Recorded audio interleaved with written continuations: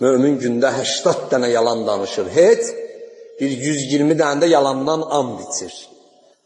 Nə qədər yalandan Allaha and içmək olar? Nə qədər axıb İmam Hüseyni bazara çəkmək olar?